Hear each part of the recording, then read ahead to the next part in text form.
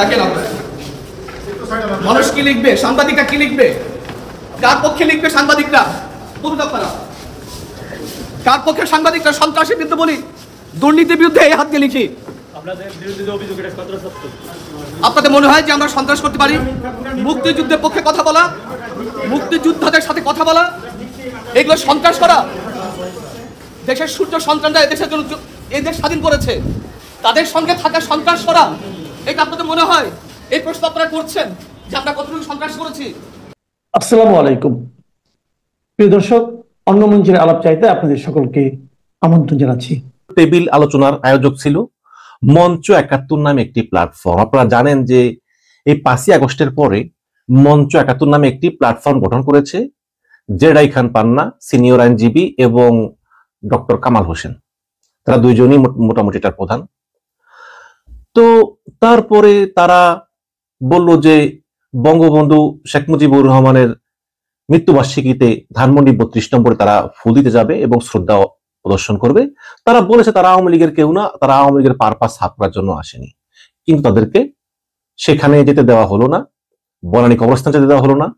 এবং অভিযোগ আছে বিএনপি নেতা কর্মীরা সারাদিন ধানমন্ডি ৩২ নম্বর পাহারা দিয়ে রেখেছে এবং তারা স্লোগান দিয়েছে, তারেক ভাই কথা দিলাম ৩২ নম্বর দখল নিলাম। আমি জানি না বিএনপি কি অর্জন করেছে, কিন্তু আবার সেই একই অভিযোগ বিএনপির বিরুদ্ধে যে এই মঞ্চ ৭১ নামে প্ল্যাটফর্মটি যখন একটা অনুষ্ঠানের আয়োজন করেছে যে সংবিধান এবং মুক্তিযুদ্ধ বিষয়ে কথা বলার জন্য, এবং সেখানে প্রধান অতিথি থাকবেন সংবিধান প্রণেতা এবং গণফোরামের এমিরাত সভাপতি ডক্টর কামাল হোসেন। সকাল ১০টায় বৈঠকটি শুরুর কথা ছিল, কিন্তু শুরু হতে হতে ১১টা বাজে, বাংলাদেশে যা হয় আর কি, ১১টা বাজে সভাটি শুরু হয়। এবং সবার প্রথমে বক্তব্য দেন ঢাকা বিশ্ববিদ্যালয়ের আইন বিভাগের অধ্যাপক শেখ হাফিজুর রহমান। তিনি তার মতামত দিয়েছে। তিনি বলছেন, আমরা দেখতে পাচ্ছি যে সংবিধানকে ছুঁড়ে ফেলার পায়তারা করা হচ্ছে, এর পেছনে রয়েছে জামাত, শিবির ও জাতীয় নাগরিক পার্টি। অধ্যাপক ইউনূসের নেতৃত্বে তারা মুক্তিযোদ্ধাদের জুতার মালা পরাচ্ছে, মানে ওই যে সাবেক সিএসি নুরুল হুদার গলা জুতার মালা পরাচ্ছে। এবং শেখ হাফিজুর রহমানের বক্তব্য শেষ হওয়ার পরই মিছিল নিয়ে একদল ব্যক্তি ডিআরইউ মিলনায়তনে ঢোকেন। এ সময় তারা জুলাইয়ের হাতিয়ার, গর্জে উঠুক আরেকবার, লিগ ধর জেলে ভর, ধরি না, ধরলে কিন্তু ছাড়ি না, জুলাইয়ের যোদ্ধারা এক হও লড়াই করো ইত্যাদি স্লোগান দেন। এক পর্যায়ে তারা গোল টেবিল আলোচনার ব্যানার ছিঁড়ে আলোচনায় অংশ নেওয়া ব্যক্তিদের অবরুদ্ধ করে রাখেন। দুপুর 12:15টার দিকে পুলিশের একটি দল এলে তারা পুলিশের কাছে লতিফ সিদ্দিকী, অধ্যাপক শেখ হাফিজুর রহমান সহ 15 জনকে তুলে দেন। পুলিশের অতিরিক্ত কমিশনার এডিসি আসাদুজ্জামান সেখানে উপস্থিত ছিলেন। দুপুর 12:15টার পর কয়েকজন পুলিশ এসে লতিফ সিদ্দিকী সহ বেশ কয়েকজনকে পুলিশ ভ্যানে তুলে নিয়ে যান। এই ব্যাপারে সাবেক এমপি আব্দুল লতিফ সিদ্দিকী বলেন যে, আমি জানতাম না যে এখানে এলে সমস্যা হবে, আওয়ামী লীগের সঙ্গে আমার কোনো সম্পর্ক নাই, এই অনুষ্ঠানে দাওয়াত পেয়ে এসেছিলাম। গোল টেবিল আলোচনায় অংশগ্রহণকারীদের অবরুদ্ধ করে পুলিশের হাতে তুলে দেওয়ার কারণ চাইলে আলামিন রাসেল নামে একজন বলেন যে, আমরা জুলাই যোদ্ধা, এখানে পতিত আওয়ামী লীগ, যুবলীগ এবং নিষিদ্ধ ছাত্রলীগ নেতা কর্মীরা জড়ো হয়েছে এবং ষড়যন্ত্র করতেছে। জুলাই যোদ্ধারা বেঁচে থাকতে আমরা এমন কিছু মেনে নিব না।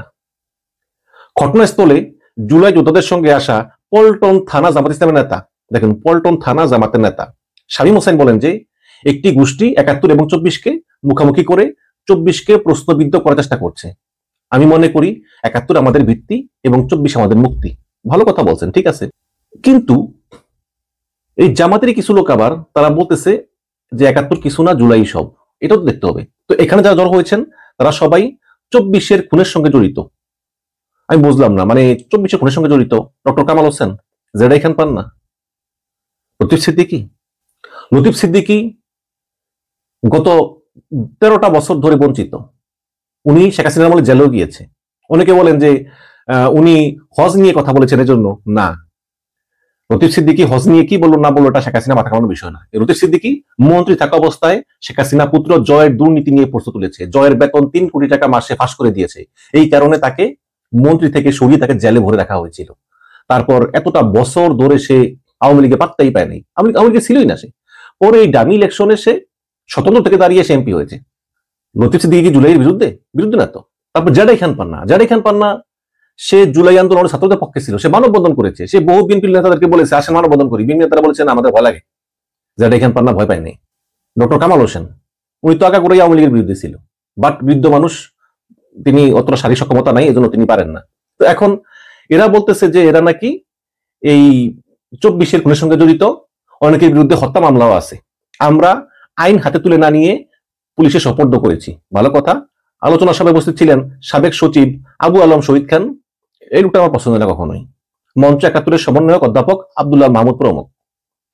বেলা 1:45 দিকে যোগাযোগ করা হলে DMP commissioner crime and operation SN Mohammad Nazrul Islam বলেন যে লতিফ সিদ্দিকীকে নিয়ে এসেছি, তবে তার বিরুদ্ধে এখনো কোনো সিদ্ধান্ত নেওয়া হয় নাই।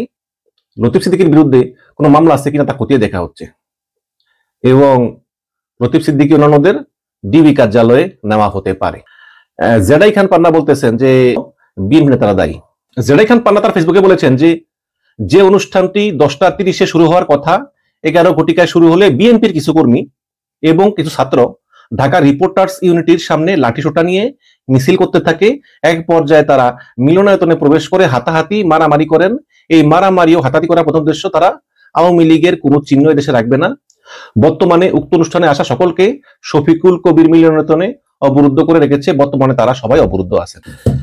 এখন দেখুন, আমি বারে বারে বলেছি যে এই সব করে কিন্তু আমরা আওয়ামী লীগকে ফিরিয়ে আনার পথ তৈরি করতেছি।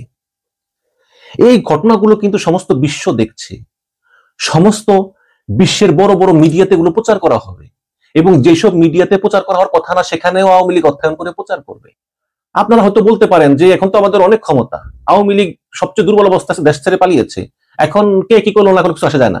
শেখ হাসিনাও এটাই ভাবতো। শেখ হাসিনা মনে করতো যে তার মৃত্যুই একমাত্র তাকে সরাতে পারে, এছাড়া তাকে কেউ ক্ষমতা থেকে সরাতে পারবে না, কিন্তু সে শেখ হাসিনা পালিয়ে গিয়েছে। আজকে এই যে লোকগুলো এলো, জেডাই খান পান্না, লতিফ সিদ্দিকী, এদের সঙ্গে আওয়ামী লীগের প্রত্যক্ষ কোনো সম্পর্ক নাই। এখন পরোক্ষ সম্পর্ক আছে কিনা, যাকে আমরা বলি ছুপা আওয়ামী লীগ, সেটা আপনারা প্রমাণ করবেন কিভাবে? আমি মনে মনে বলি হ্যাঁ হয়তো আওয়ামী লীগ হতে পারে, কিন্তু প্রমাণ করবেন কিভাবে? এই লোকগুলো অনেকে আবার জুলাই যোদ্ধাও ছিল। কামাল হোসেন জুলাই যোদ্ধা, সেই লোকগুলো চাইছে যে অনেকে বলে যে 71 বাদ 24ই হচ্ছে আমাদের মুক্তিযুদ্ধ। তো এর জন্য তারা প্রতিবাদ করছে। তারা বলেছে যে না, 71 সাল আর 24 সাল এক না, 71 সালে আমরা পেয়েছি স্বাধীন দেশ, সুতরাং এটা সঙ্গে তো কারো তুলনা হয় না, আর 24-এ আমরা পেয়েছি স্বৈরাচারের হাত থেকে মুক্তি। তো দুইটার আলাদা তাৎপর্য আছে। এনসিপি এবং জামাত বলতেছে যে নতুন সংবিধান লিখতে হবে, বিএনপি চায় যে সংবিধান বাদ দিতে হবে। কেন? সংবিধানে ভুল থাকলে এটা সংশোধন করা হতে পারে, স্বাধীনতার পর থেকে সংশোধন অনেকবার হয়েছে, আবারও হবে। তো এই কারণে তারা বলতেছে যে সংবিধানটাকে ছুঁড়ে ফেলে দেওয়া যাবে না, এই সংবিধানটা আমাদের রাখতে হবে, কারণ এটা সংবিধানের সব তো খারাপ না, তাই না? সামান্য কিছু ধারা খারাপ, ওগুলো চেঞ্জ করলেই হয়। তো এই কারণেই অনুষ্ঠানটা। কিন্তু এখানে এসে এই কিছু লোক এভাবে এসে চিল্লাচিল্লি করে উস্কানি দিয়ে এদেরকে আবার পুলিশে ধরিয়ে দেয়। মানে যারা আসলো অপরাধ করলো তারা আবার ওদেরকে আইনের হাতে তুলে দেয়। এখন পুলিশ কোন মামলায় গ্রেপ্তার করবে বলেন তো আমাকে? এগুলো নিয়ে কিন্তু সমালোচনা হবে। ডক্টর ইউনূস ফেব্রুয়ারিতে চলে যাবে এবং উনি ক্ষমতালোভী, আমি বিশ্বাস করি উনি সম্মানী মানুষ, চলে যাবেন। কিন্তু ওনার আমলে এই যে মব সন্ত্রাসগুলি হলো এবং মামলা ছাড়াও অনেকে গ্রেপ্তার করা হলো, গ্রেপ্তার করে করে বিভিন্ন মামলায় দেওয়া হলো, হত্যা মামলা, যাদের হত্যার সঙ্গে কোনো সম্পর্ক নাই। দেখুন, অনেক খারাপ লাগতে পারে। আজকে অনেক নেতা, যেমন ওই সাদিক না জানি কি নাম একজনের, তারপরে জায়েদ খান, অমুক নায়ক তমুক নায়ক, তারা সব বিদেশে পালায় আছে, তাদের বিরুদ্ধে হত্যা মামলা। আপনি কি মনে করেন যে শেখ হাসিনা হত্যার নির্দেশ দেওয়ার আগে জায়েদ খানের জিজ্ঞেস করছে? করে নাই তো। সাদিক আয়মান নাকি যেন নাম একজনের, সেও পালায় আছে, জিজ্ঞেস করে নাই তো। ঢাকার সাবেক মেয়র আতিক, তার নামে হত্যা মামলা দেওয়া হয়েছে এবং যখনই হত্যা সংঘটিত হয়েছে তখন তিনি বিদেশ ছিলেন। এটা আমার রিপোর্ট না, কিন্তু এটা হিউম্যান রাইটস ওয়াচ তারা তার রিপোর্টে উল্লেখ করেছে যে আওয়ামী লীগের লোকদের প্রতি সিরিয়াস মানবাধিকার লঙ্ঘন হচ্ছে। এবং হিউম্যান রাইটস ওয়াচ বলেছে যে এই হত্যাকাণ্ডগুলি ঘটেছে শেখ হাসিনা সহ তার সামান্য কিছু কাছের লোকজনের পরামর্শে। শেখ হাসিনা কিন্তু ওয়াইড রেঞ্জ অফ পিপলের পরামর্শ নেয় নাই। ওই গ্রাম অঞ্চলের একটা যে আওয়ামী লীগের এমপি, শেখ হাসিনা তার জিজ্ঞেসও করে নাই। শেখ হাসিনা তার কাছের কিছু লোক তাদের সঙ্গে পরামর্শ করছে, বাট পুলিশ বাহিনীর ব্যাপক সংখ্যক লোক জড়িত ছিল, পুলিশ, আর্মি, বিজিবি, র্যাব এবং কিছু ছাত্রলীগ, যুবলীগ। তো এখন হিউম্যান রাইটস ওয়াচ বলতেছে যে আওয়ামী লীগের লোকজন দিয়ে জেল ভইরা ফেলাইছে, কিন্তু পুলিশ গ্রেপ্তার হয়েছে মাত্র 60 জন, আর সেনাবাহিনী তো মনে মাত্র একজন গ্রেপ্তার হয়েছে, একজন না দুইজন।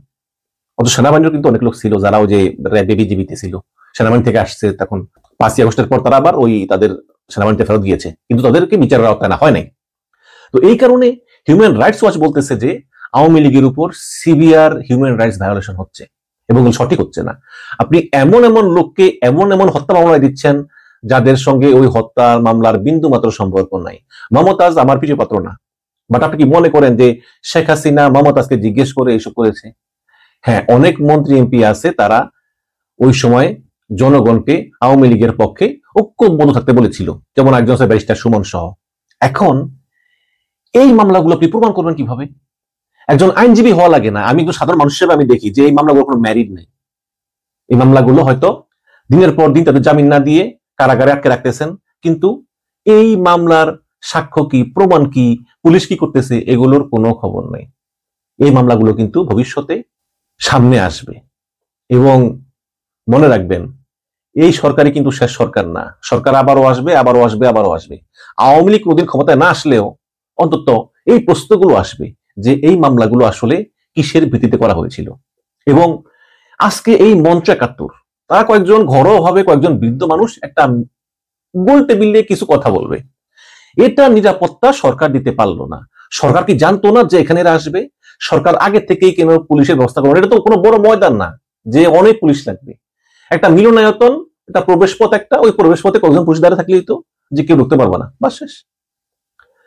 এখন এই সরকার জানতো যে এই মঞ্চ 71 আজকে অনুষ্ঠানের আয়োজন করবে, সরকার জেনেও এখানে চুপ করে রইল। তারপর যখন মব ভায়োলেন্স হলো, যখন এই জেডাই খান পান্না বলতেছে বিএনপির লোকজন ছিল সেখানে, আবার প্রথম আলো বলতেছে জামাতের লোক ছিল, এবং তার পরে অনেক পরে পুলিশ আসলো, পুলিশ এসে এই যারা মব ভায়োলেন্স করলো তাদের কিছু বললো না, এই লোকগুলিকে গ্রেপ্তার করা হলো, প্রতীপ সিদ্দিকীকে গ্রেপ্তার করা হলো। তো এই হচ্ছে কি অবস্থা দর্শক। আমি বারে বলি যে ইতিহাস থেকে কেউ শিক্ষা নেয় না, আসলেই নেয় না, কিন্তু এটা মনে রাখে না যে ইতিহাস কিন্তু বারবার ফিরে আসে।